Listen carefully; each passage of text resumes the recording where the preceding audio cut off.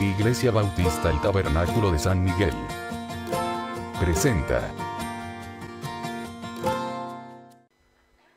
Hoy día vamos a estudiar un sermón que he titulado Siervos aprobados por Dios. Siervos aprobados por Dios, un sermón que tuve la oportunidad de compartir en el mes de mayo con jóvenes mayores, pero que hoy día lo vamos a volver a meditar, quizás con más calma, más detenidamente. Y bueno, el anhelo de mi alma es que nos edifique y nos haga analizar nuestras vidas, que estemos creciendo y conformándonos cada vez más a la imagen de nuestro Señor Jesucristo. Así que, siervos aprobados por Dios. ¿Cuáles son los requisitos para que un hombre sea aprobado por Dios? Un tema difícil. Sin duda podrían ser muchos requisitos. Pero hoy día solamente vamos a analizar un solo requisito, pero vamos a intentar que sea bien exhaustivo ese análisis. Bueno, cuando alguien postula o es llamado a un cargo, este tiene que cumplir ciertos requisitos. Una persona tiene que estar bajo ciertas competencias para poder ganarse un cargo al cual está postulando o al cual se le ha llamado. Y de esa manera tener un buen desempeño. Ahora, ¿cuáles son los requisitos que la palabra de Dios establece para que alguien sea un buen siervo de Jesucristo? Repito, ¿cuáles son los requisitos que establece la palabra de Dios para que alguien sea un buen siervo de nuestro Señor Jesucristo? Bueno, hoy estudiaremos en la palabra de Dios que a lo menos hay un requisito, a lo menos uno. Quizás más adelante estudiemos otros, pero a lo menos hoy día veremos uno que debe procurar tener en su vida para de esa manera ser un buen siervo de Dios.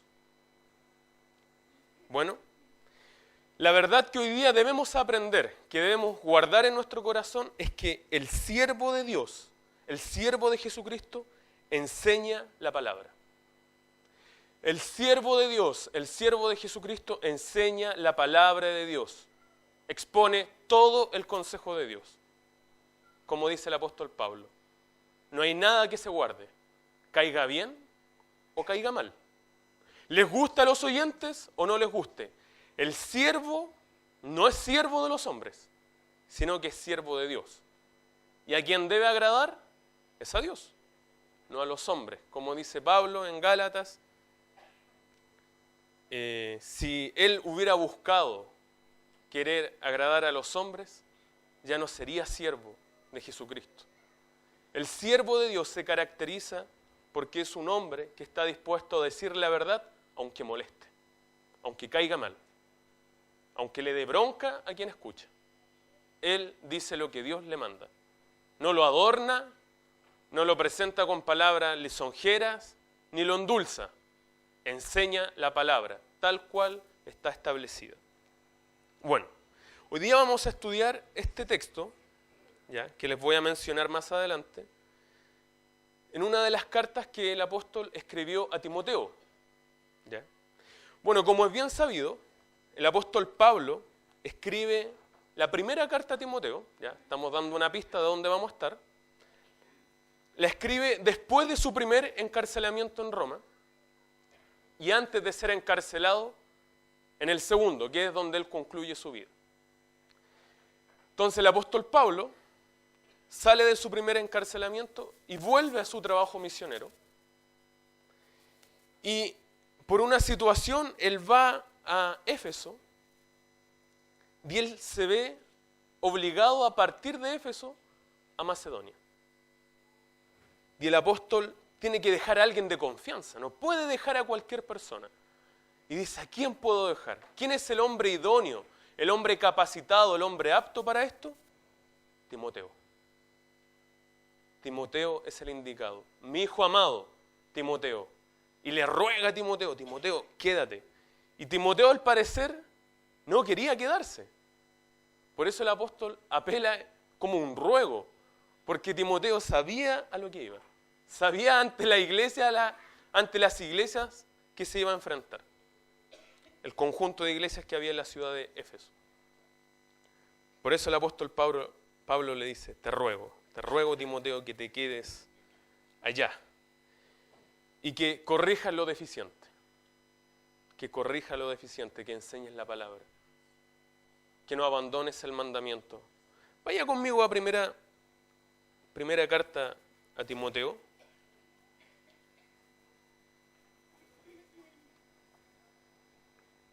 Versículo 3. Capítulo 1, versículo 3. Dice así, como que te rogué que te quedases en Éfeso cuando partí para Macedonia. ¿Nota? No fue una mera... El apóstol le pudo haber ordenado, pero apela a la buena voluntad de Timoteo, y ahí uno puede inferir, no es algo que lo diga el texto, pero se puede inferir que quizás Timoteo no quería quedarse ahí, porque sabía a lo que iba. Entonces el apóstol dice, como te rogué que te quedases en Éfeso cuando partí para Macedonia, para que requirieses a algunos que no enseñan otra doctrina. Así que Timoteo se quedó en Éfeso. Y en el capítulo 1, Pablo establece que él debe corregir lo deficiente, no debe enseñarse falsa doctrina. Timoteo no debía permitirlo por ningún motivo.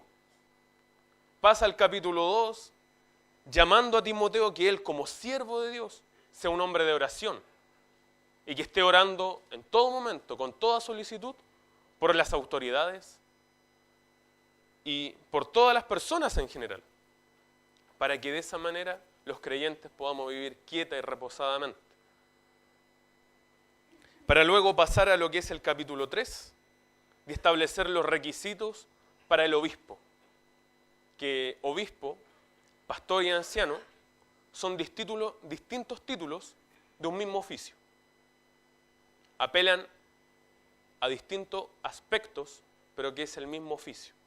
¿Ya? Así que obispo, pastor y anciano, el mismo cargo, el mismo oficio, pero que nos muestran a lo menos 3 aspectos distintos de ese mismo oficio. ¿Ya? Quizá anciano apela a mostrar la sabiduría que esta persona tiene por medio de la palabra de Dios, no por experiencia personal necesariamente, mayormente por medio de la palabra de Dios. Pastor, aquel que mece, cuida a la oveja, que es como figurativamente son representados los creyentes, y obispo como aquel sobreveedor, aquel que guarda, un guardián, que está observando que todo esté en orden.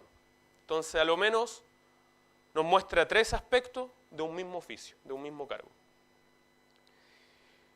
Bueno, entonces nos muestra los requisitos pastorales, luego nos muestra los requisitos de los diáconos, y ya concluyendo capítulo 3, nos revela el versículo central, que es desde el 14, 15 y 16, donde dice, esto te escribo con esperanza de ir pronto a ti, ir pronto a verte. Y si no fuere pronto, para que sepas, fíjese, el siervo de Dios, para que sepa cómo te conviene conducirte en la casa de Dios. ¿Cómo conviene que tú te conduzcas en la casa de Dios, que es la iglesia del Dios vivo, la columna y baluarte de la verdad? La columna y el baluarte de la verdad. Y sin contradicción, grande es el misterio de la piedad. Dios ha sido manifestado en carne, ha sido justificado con el Espíritu, ha sido visto de los ángeles, ha sido predicado a los gentiles, ha sido creído en el mundo, ha sido recibido en gloria. Para pasar al capítulo donde nos vamos a establecer, capítulo 4. Y hemos llegado a nuestro texto. Y desde el versículo 1 al 6 vamos a estudiar hoy día. Así que le voy a rogar a un hermano varón, ¿ya?, que pueda leer primera a Timoteo, capítulo 4, versículo del 1 al 6.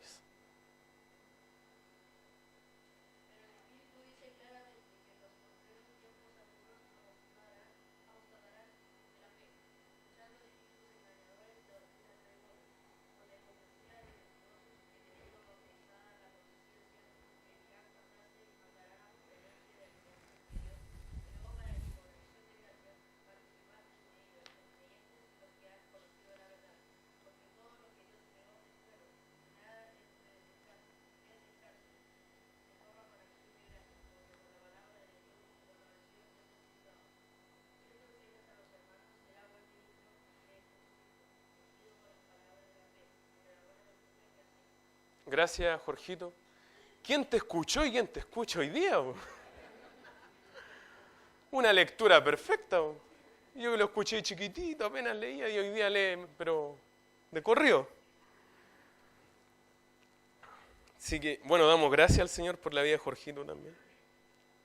Bueno, hoy día nuestro sermón tiene un puro punto, ¿ya? Pero que está subdividido en dos. El siervo de Dios enseña la palabra. El siervo de Dios enseña la palabra. Y lo primero que vamos a analizar es que el siervo de Dios, primero que todo, atiende a las advertencias hechas por el Espíritu Santo. El siervo de Dios, primeramente, atiende a las advertencias hechas por el Espíritu Santo. No atiende a advertencias humanas necesariamente. Se dedica a estar atento a lo que Dios advierte, a lo que Dios dice en su palabra. Y note que el Espíritu dice expresamente que en los últimos tiempos algunos apostatarán de la fe. Algunos apostatarán de la fe estando atentos a espíritus engañadores y a doctrinas de demonios. Entonces, Dios, el Espíritu Santo, dice de manera clara y expresa, muy detallada, que en los últimos tiempos ciertas personas abandonarán la fe, se rebelarán contra ella y se rebelarán abiertamente contra la fe que ha sido dada una sola vez a los santos, en la cual somos edificados sobre el fundamento de los apóstoles y los profetas, que es la palabra de Dios, toda la revelación de las Escrituras. Bueno, para avanzar es bueno hacernos una pregunta. ¿Cuándo comienzan los últimos tiempos? No sé si nota que dice, el Espíritu dice expresamente que en los últimos tiempos. Bueno, ¿cuándo son los últimos tiempos? ¿Cuándo comienzan? ¿Cuándo comenzaron? Es una buena pregunta porque respondiendo eso nos va a ser más simple analizar este texto. Bueno, las Escrituras enseñan que los profetas del Antiguo Testamento ya nos hablaron de los postreros tiempos. Vaya conmigo a Isaías, capítulo 2.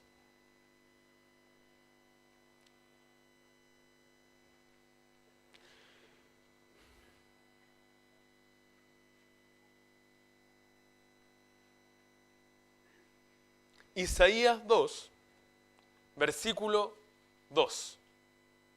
Dice, hablando proféticamente, el profeta Isaías dice, acontecerá en lo postrero de los tiempos. ¿Nota? En lo postrero de los tiempos, postreros tiempos, que será confirmado el monte de la casa de Jehová como cabeza de los montes y será exaltado sobre los collados y correrán a él todas las naciones. Ya en el Antiguo Testamento el profeta Isaías nos está hablando de ¿qué? De postreros tiempos, lo postrero de los tiempos. Acompáñeme al libro de Daniel. Vamos a analizar que los profetas ya no estaban hablando de los postreros tiempos. Daniel capítulo 2, versículo 28. Daniel capítulo 2, versículo 28 dice así: pero hay un Dios en los cielos, el cual revela los misterios, y él ha hecho saber al rey Nabucodonosor lo que ha de acontecer en los postreros días o postreros tiempos. He aquí tu sueño y las visiones que has tenido en tu cama. Ya nuevamente, otro profeta, profeta Daniel, nos habla de los postreros tiempos. Y ya que estamos en Daniel, vamos a capítulo 10 de Daniel. Capítulo 10, versículo 14.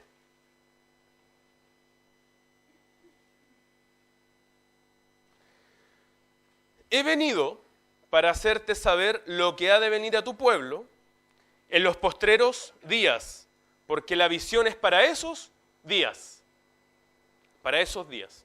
Entonces, a lo menos, con estos textos podemos notar que ya los profetas en el Antiguo Testamento hablaron de un momento de la historia que le llaman los postreros tiempos o los postreros días, y que al parecer, desde cuando ellos recibieron esa revelación, para ellos por lo menos era algo futuro.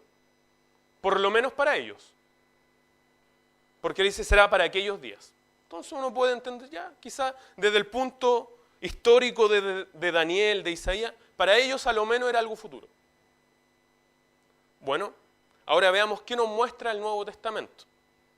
Mire, note que Pedro, ¿ya?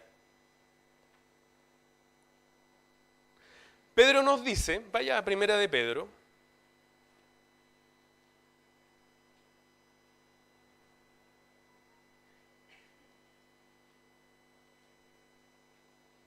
capítulo 1,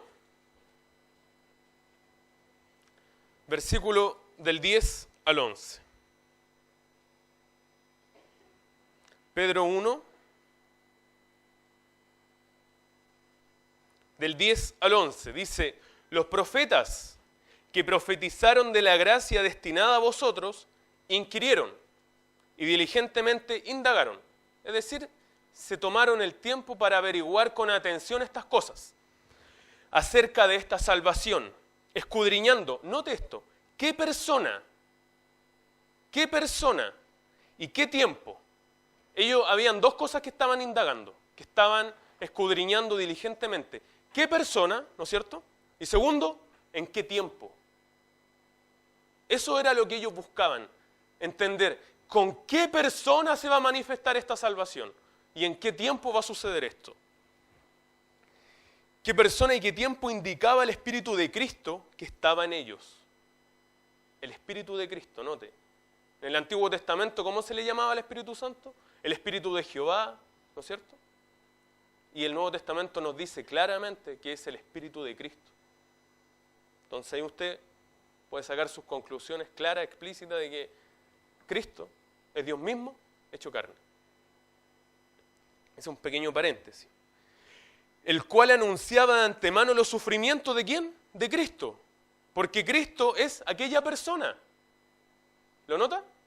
Aquí mismo está respondiendo. Cristo es aquella persona y la gloria que vendrían tras ellos. Dice, y esta salvación que se manifestó fue con los sufrimientos de la persona de nuestro Señor Jesucristo. Y note, justamente sucedió en los postreros días. ¿Qué es lo que ellos inquirían? Y indagaban diligentemente. Pues notemos lo que dice el mismo apóstol Pedro unos versículos más adelante, versículo 20.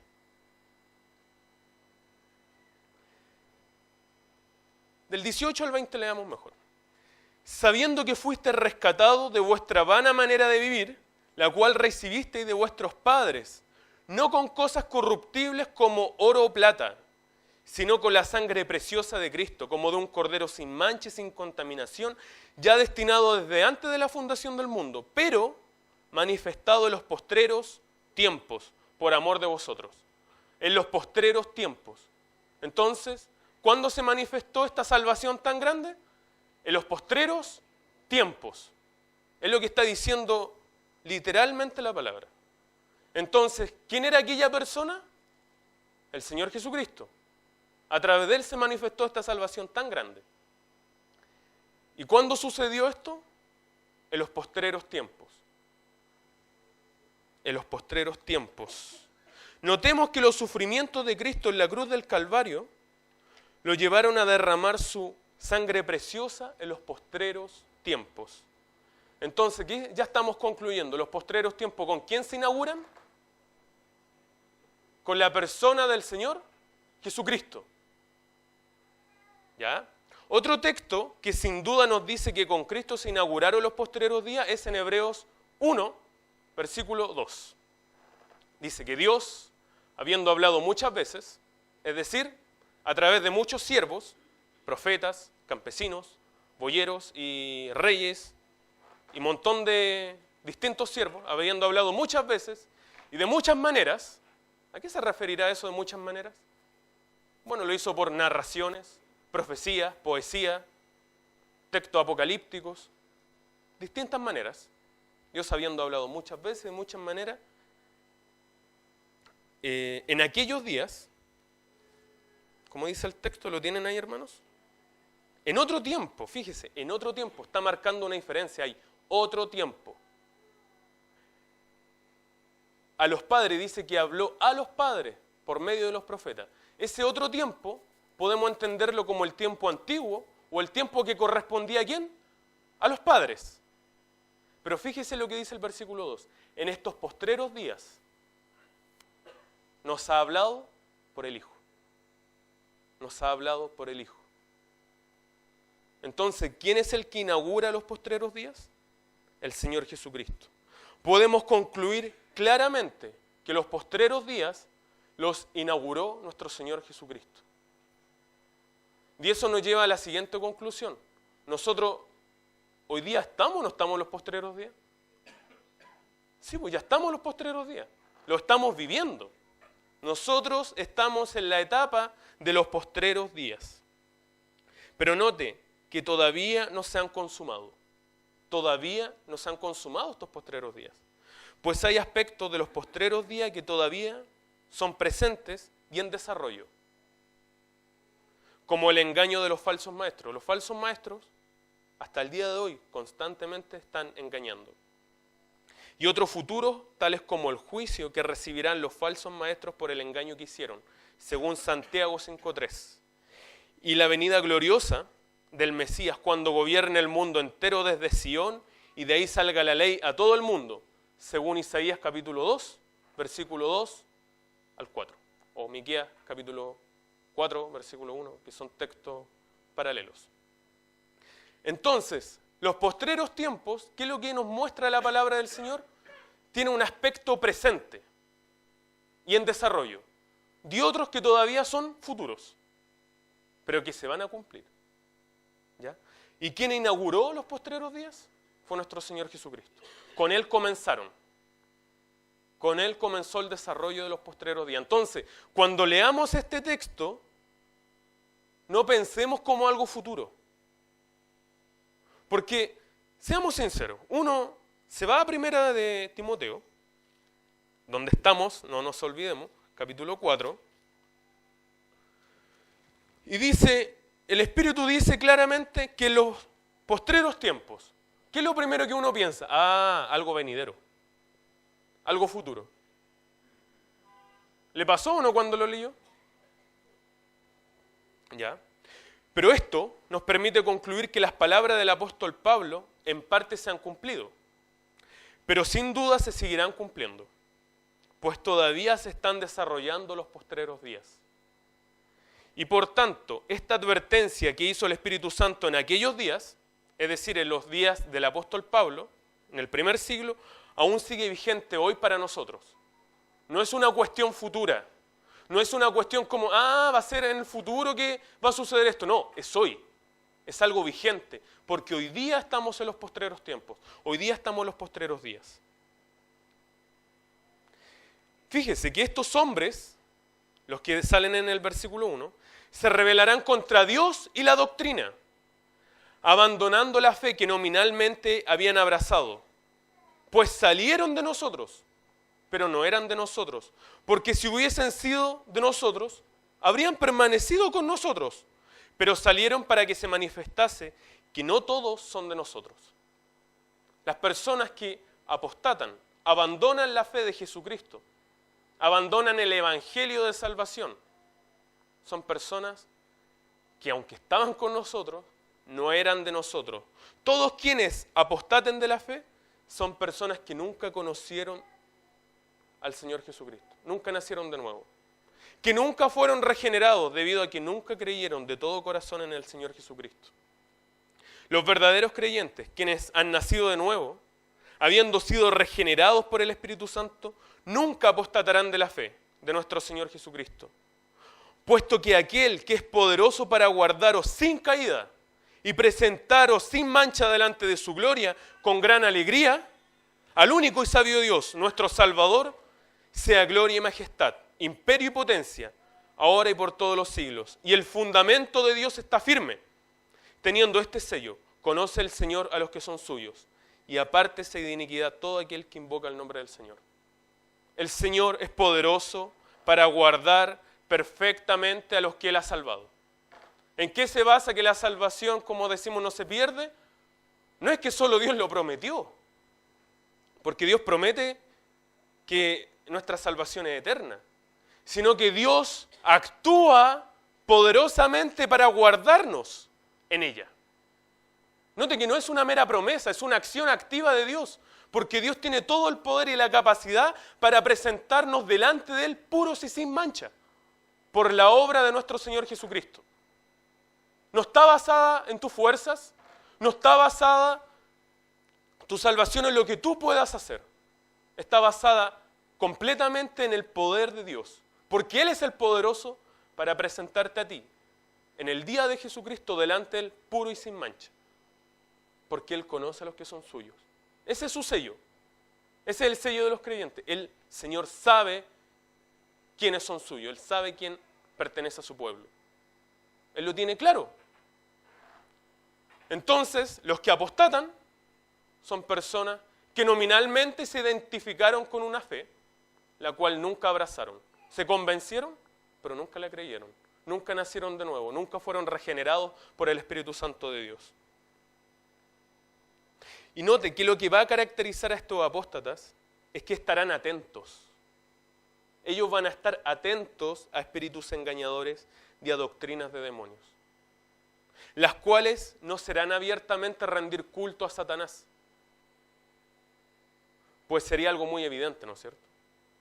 Las doctrinas de demonios, que son las que estos espíritus engañadores van a enseñar,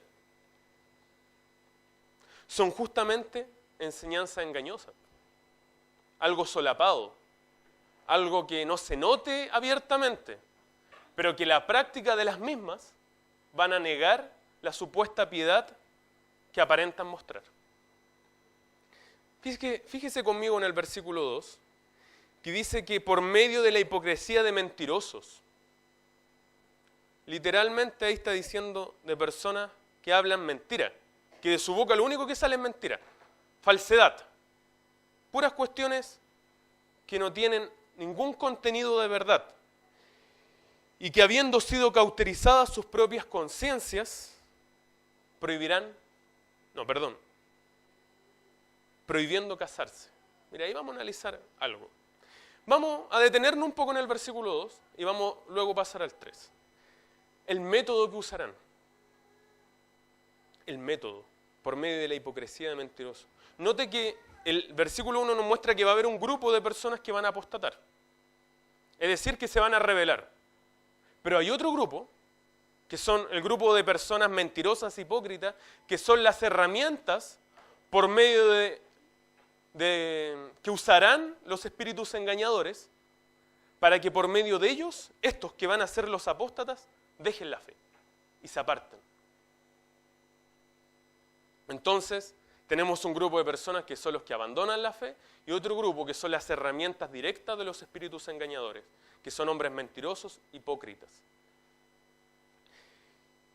¿Ya? Es de notar que este texto, note, en el texto original, no dice que ellos cauterizaron sus propias conciencias, como algo que ellos se hicieron a sí mismos. Los hombres mentirosos, hipócritas, no dice que ellos cauterizaron sus propias conciencias, como algo que ellos hicieron, sino por el contrario, que habiendo sido cauterizadas sus propias conciencias, como algo que les hicieron. Note, habiendo sido cauterizadas sus propias conciencias. Así dice literalmente en el texto griego, como algo que les hicieron. Esto nos permite inferir que quienes les llevaron a tal punto de endurecimiento e insensibilidad fueron los mismos espíritus engañadores, es decir, los demonios, habiendo cauterizado, habiendo pasado por fuego las conciencias de estas personas, para así usarlos como instrumentos de iniquidad, para propagar y expandir sus enseñanzas mentirosas.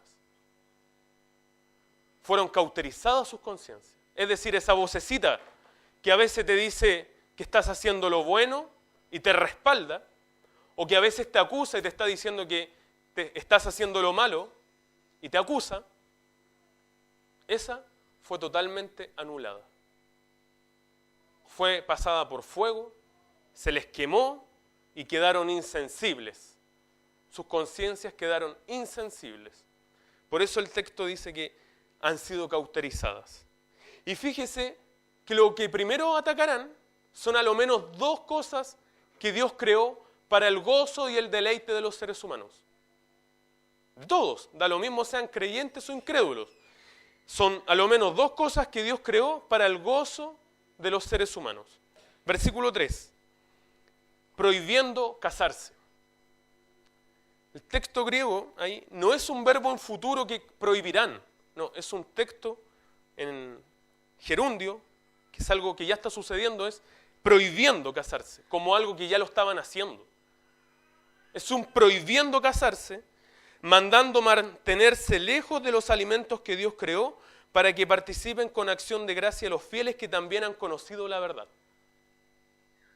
Los fieles, los creyentes que también han conocido la verdad, se les prohíbe, no como algo futuro, sino como algo presente, que ya está sucediendo, casarse y consumir ciertos alimentos. Porque todo lo creado es bueno, versículo 4, y nada debe rechazarse si con acción de gracias se recibe. Versículo 5, pues por la palabra de Dios y la oración es santificado. Estos instrumentos de Satanás, los hombres hipócritas y mentirosos, que son usados por los espíritus engañadores para que algunos apostaten de la fe, estarán dentro de la misma iglesia. Ya que fuera de ella, ¿cómo podrían diseminar sus doctrinas? No, van a estar dentro de la misma iglesia. Y para mayor preocupación se levantarán de entre los mismos ancianos de las asambleas cristianas. ¿O acaso no fue esto lo que le dijo el apóstol Pablo cuando se despidió de los ancianos de Éfeso? Vaya conmigo ahí a Hechos 20. Hechos 20.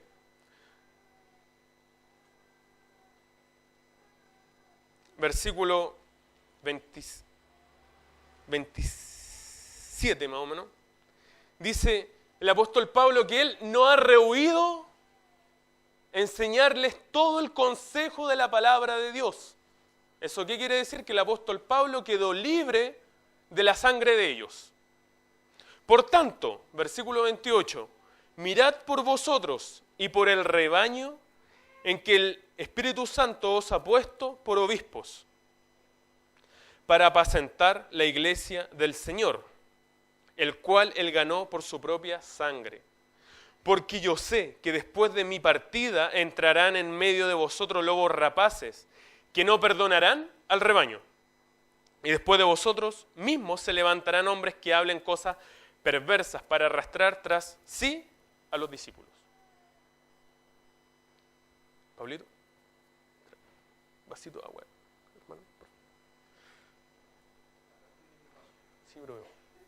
Ya está, no está ocupado, pero está con una burbuja ya. No es ser quisquilloso, pero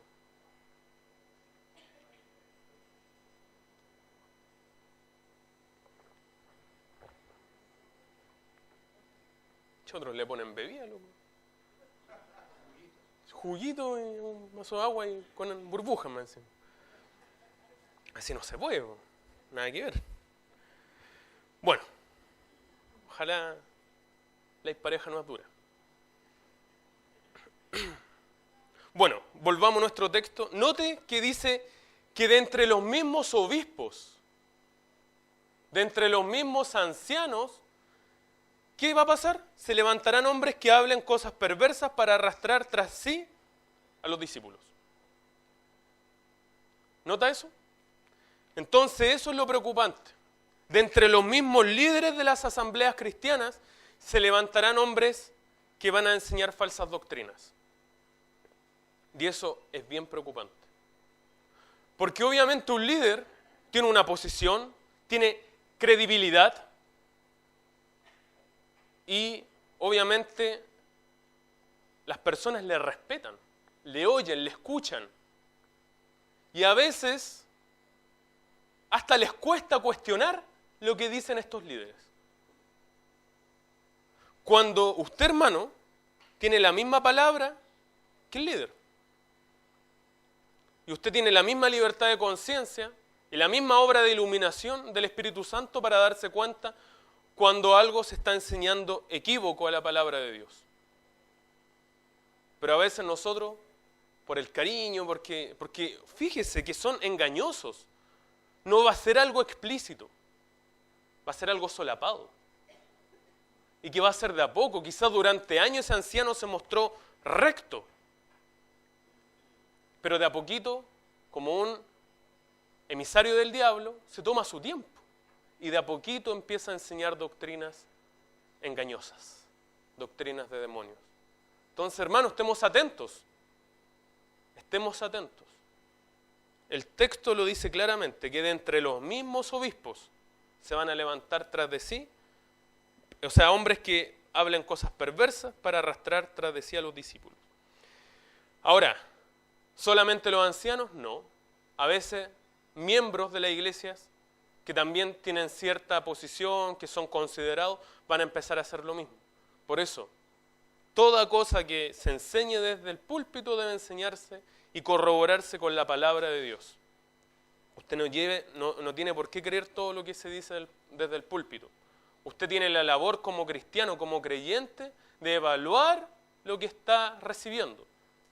Porque el mayor filtro es la palabra de Dios. Ahora, esos hombres ya se habían levantado cuando el apóstol escribió a Timoteo.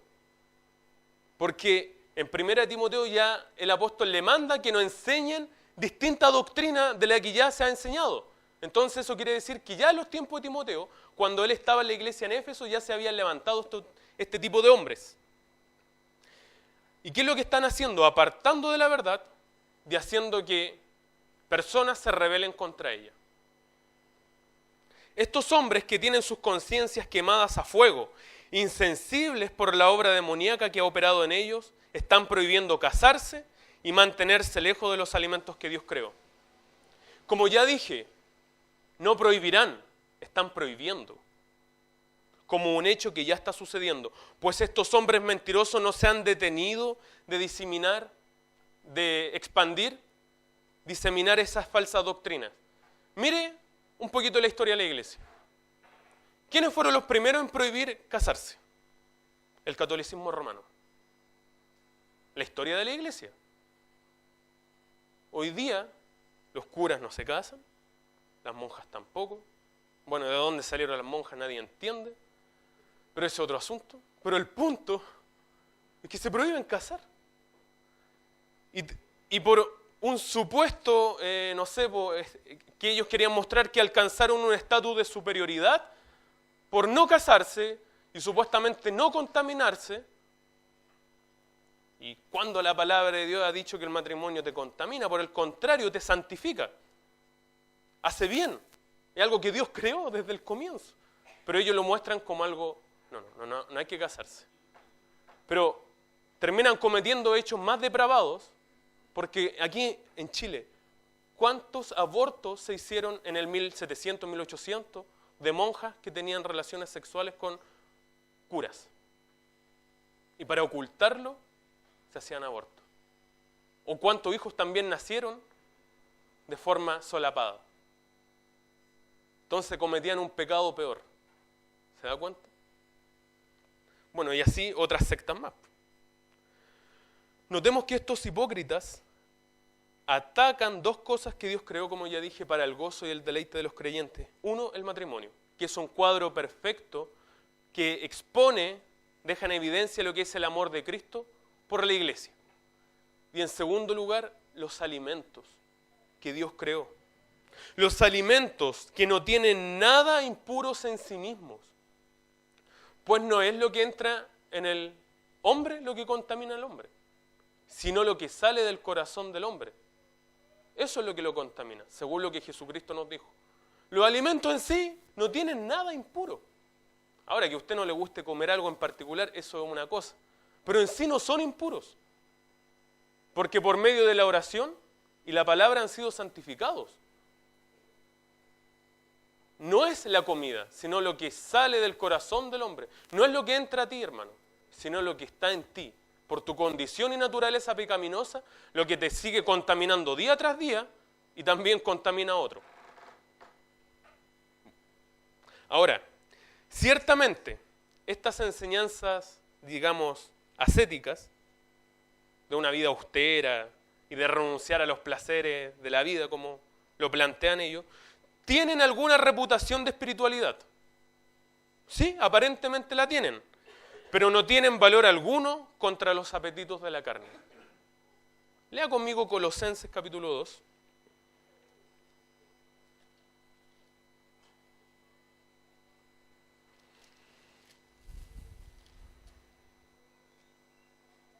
Versículo 20 al 23. Un hermano que pueda leer esos versículos, por favor.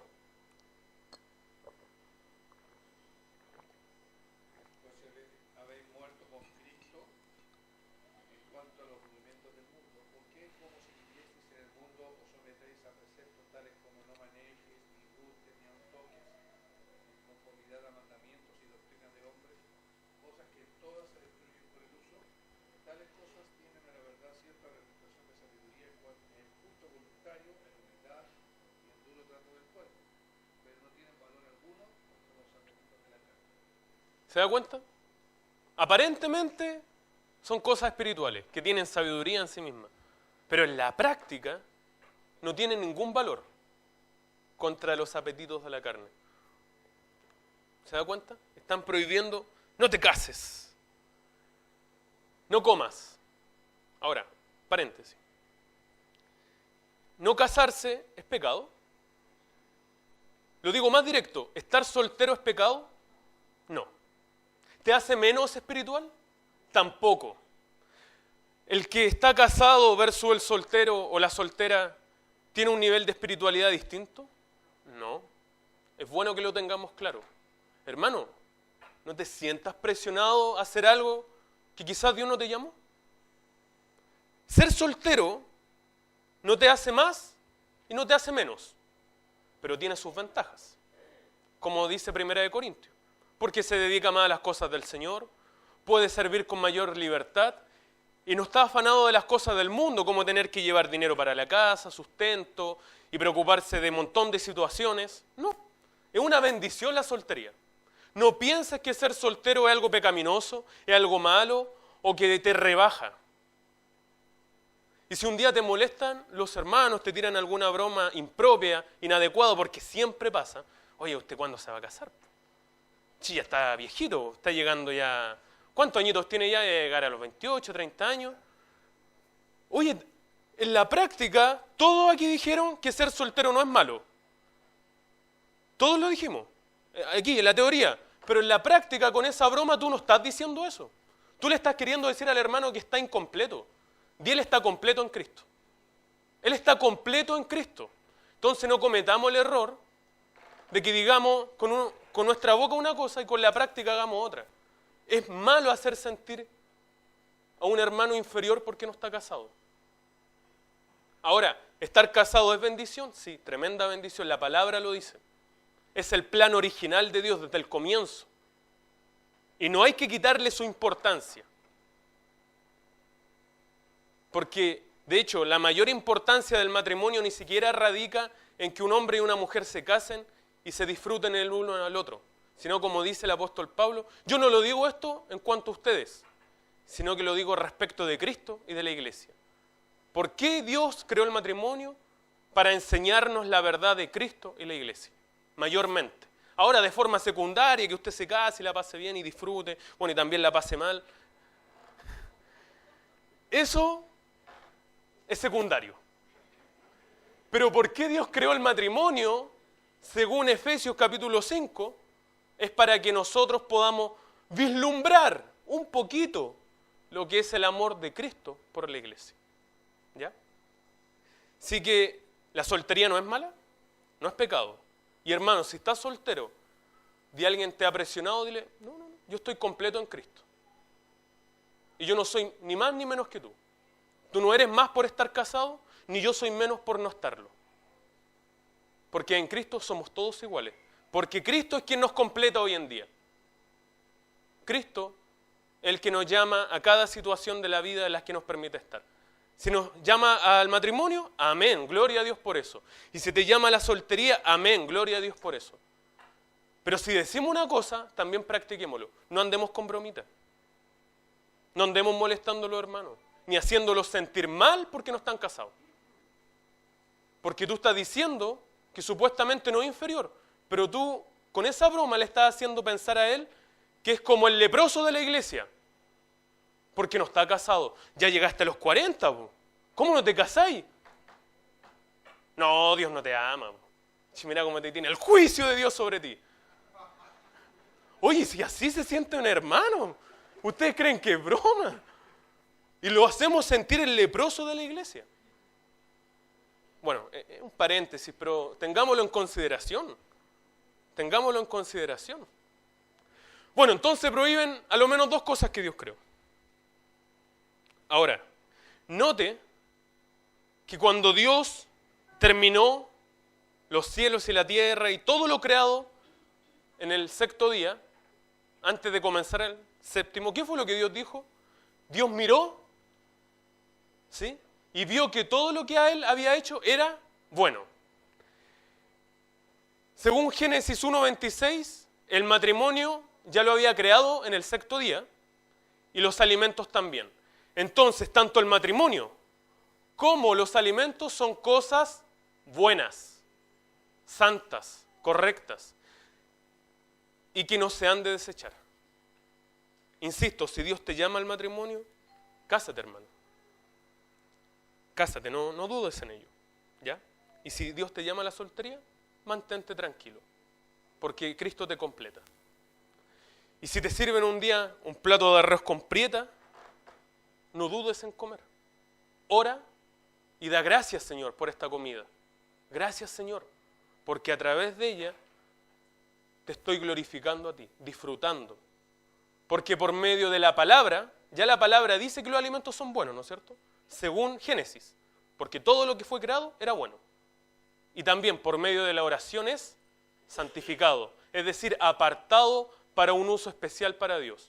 ¿Y cuál es ese uso especial? Mira, hermano, Dios te ama tanto que Él quiere que tú apartes esa comida para un uso especial. ¿Y sabes cuál es?